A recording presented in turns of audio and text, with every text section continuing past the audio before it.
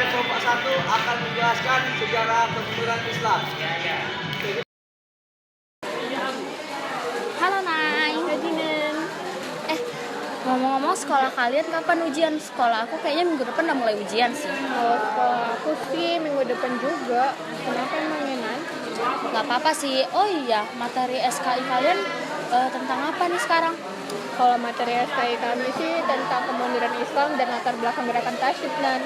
Di sekolah aku juga bahas itu loh materi SKI-nya. Cuman aku kurang paham sih kayak mana terjadinya kemunduran Islam dan latar belakang gerakan tasyid itu gimana? Boleh tolong jelasin nggak? Kalau kalian penasaran, simak video ini ya. Kemunduran Islam menyebabkan munculnya gerakan tajdid yang diprakasai oleh penjajahan Eropa. Pada abad 6-12 Masehi, Islam mulai mencapai masa kejayaannya dan setelahnya kemudian mengalami masa kemunduran.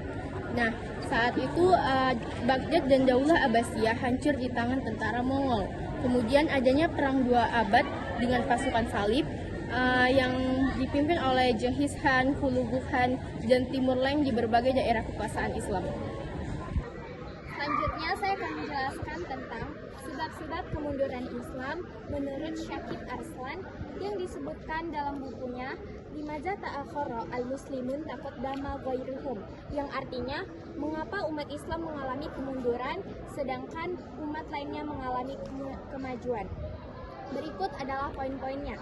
Yang pertama, umat Islam telah meninggalkan ajaran-ajaran kemurniannya. Yang kedua, umat Islam telah berfokus kepada urusan duniawi. Yang ketiga, para khalifahnya yang telah hidup berpoya-poya dan meninggalkan semua kewajiban-kewajibannya. Yang keempat, di mana terbaginya beberapa sekte dalam aliran Islam yang menyebabkan umat Islam terpecah belah. Selanjutnya akan dijelaskan oleh teman saya Rizky. Lahirnya sifat-sifat negatif seperti bodoh, terus ada yang pengecut, dan juga lahirnya sikap yang mudah menyerah sehingga membuat putus asa. Terus yang keenam pada masa itu Daulah Islamiyah berada pada puncak kejayaannya sehingga mereka melalaikan hal-hal atau tradisi-tradisi baik dan juga nilai baik dari para pendahulu mereka. Terus yang ketujuh ada mereka beranggapan bahwa pintu istihad sudah tertutup sehingga membuat mereka jumud dalam hal ilmu pengetahuan. Di lain Eropa yang masih mengalami masa kegelapan atau disebut Dark Age pada abad pertengahan mulai dan mengalami kemajuan pada abad modern. Yang terjadi dalam kurun waktu dari abad ke-14 hingga abad ke-17. Gerakan ini pula yang menjadi pangkal masa peralihan dari abad pertengahan ke abad modern dengan dimulainya revolusi industri dan gerakan kolonialisme. Dengan dimulainya revolusi industri dan gerakan kolonialisme, keadaan ini berbanding terbalik dengan keadaan umat Islam dan mengalami kemunduran dibandingkan abad-abad terdahulu. Perbedaan yang mencolok antara Eropa dan umat Islam yang mengilhami beberapa pemikir atau ilmuwan untuk menggagas gerakan pembaruan atau tajdid di dalam Islam.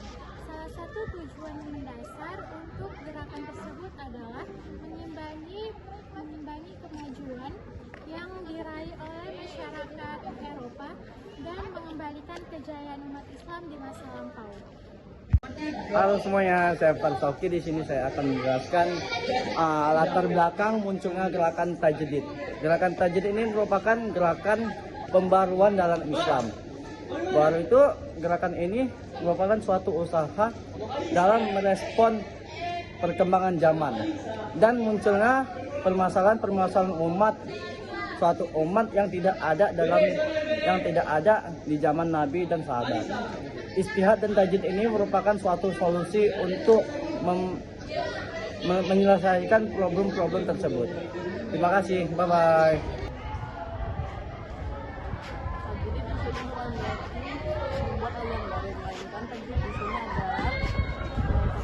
Aliran yang ditinggalkan menjadi aliran yang akan diperbarui untuk zaman Jepang. Menurut salah satu ulama, Abu Sahal As-Suluki, yang diperbarui dalam gerakan ini bukanlah agama tersebut, Gerakan pembaruan ini bukan untuk mengubah atau merevisi nilai-nilai Islam, melainkan berkaitan erat dengan penafsiran dan pengalaman terhadap ajaran dasar tersebut agar sesuai dengan tuntutan zaman. Oleh karena itu, hal yang diperbarui ialah pemikiran, pemahaman, dan pengamalan ajaran agama tersebut dan prinsip agama. Penjajahan Prancis oleh Napoleon Bonaparte pada tahun 1789 Masehi. Gerakan ini membuka mata para cendekiawan Muslim tentang ketinggalan mereka. Gerakan ini juga dipimpin dan dikuasai oleh tokoh yang hebat dan penting yang bernama Baci Kubo, Muhammad Iqbal, Ali Pasha, dan Gamal Afghani. Masa kejayaan Islam selama kurang lebih 10 abad mengalami kemunduran pada abad ke-17. Di sisi lain, peradaban Eropa mengalami kemajuan pada abad ini. Yang kedua, para ilmuwan Muslim terilhami melakukan gerakan tajdid dalam rangka mengembalikan kejayaan Islam pada masa-masa lampau. Yang ketiga, gerakan tajdid itu berarti pembaruan dalam Islam dengan cara pemulihan ajaran Islam yang telah dilupakan atau yang ditinggalkan. Posisi Daulah Islamiyah pada masa kejayaannya dapat membuat banyak para umat Islam menjadi lalai dan lupa untuk meningkatkan kualitas diri mereka dan menjaga tradisi yang baik dari para leluhur mereka. Dan ada pun yang beranggapan bahwa pintu ijtihad telah tertutup sehingga mereka dalam keadaan statis dan jumud dari perkembangan ilmu pengetahuan. Latar belakang munculnya gerakan untuk menyaingi perkembangan yang telah diraih oleh bangsa Eropa dan mengembalikan masa-masa kejayaan umat Islam yang terjadi pada masa lampau. Di antara sebab-sebab kemunduran umat Islam adalah meninggalkan ajaran Islam yang murni. Mereka terlalu berfokus pada urusan duniawi. Banyak khalifah, sultan atau raja Daulah Islamiyah yang tidak cakap, lemah, berbuat senang-senang dan tenggelam dalam gaya hidup yang berfoya-foya. Terpecahnya umat Islam ke dalam berbagai aliran, sekte, golongan, dan saling musuh satu sama lain, akhirnya bersifat negatif seperti bodoh, pengecut, mudah berputus asa, dan kurang ilmu.